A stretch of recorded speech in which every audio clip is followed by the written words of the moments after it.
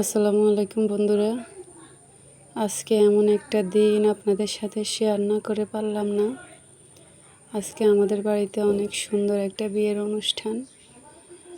আমার ভাসুর মারা গেছে আজকে 1 মাস 5-10 দিনের মতন হচ্ছে। তো ভাসুর মারা যাবার পর মেয়েটারও কপাল খুললো, বিয়ে হবে। বিয়ে ঠিক করছে মামারা, বিয়ে ঠিক করছে আজকে।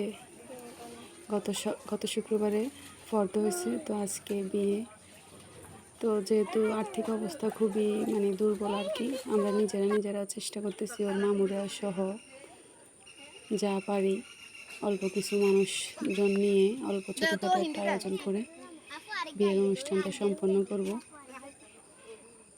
তো ওর নানার বাড়ির সবাই আসছে আজকের এই বিয়ের অনুষ্ঠানে। রাত্রে আমরা সব রেডি করে রাখছি, মাছ মাংস মশলাপাতি। সকালে ভোরে উঠেই সব রান্না শুরু। এই যে রান্নাগুলো মোটামুটি ঘনায় আসছে এখানে বেলে। এখন সকাল 10:30 11টার মতো বাজতেছে। রান্নাগুলো সব ঘনিয়ে আসছে। এমন সময় আল্লাহর কি রহমত, একটা খবর চলে আসলো যে এই বাড়িতে আমার ভাসুরের মেয়ে, যার বিয়ে, তার মামাতো বোনের মেয়ে একটা বাচ্চা আসছে। যার বিয়ে তার মামাতো বোনের একটা বাচ্চা আসছে। এই কি 3.5 থেকে 4 বছর বয়স হবে। তো বাচ্চাটা গতকালকে আসছিল আর কি নানুর সাথে। ওর আম্মু আসে নাই, নানি নিয়ে আসছে হাতে করে, যে অনেক বাচ্চা একসাথে হবে, আনন্দ করবে এই ভেবে। তো বাচ্চাটার নানা আসছিল সকালে 10টার দিকে। আসার পর বাবুটারে কোলে নিয়ে আমার সামনে দিয়ে বের হয়ে গেছে। আমি তাকায় গেছি, যতটুকু যাইতেছে অতটুকু কোলে নিয়ে বের হয়ে গেছে। আমাদের পাশে 10 মিনিটের পথও যাই পারে না।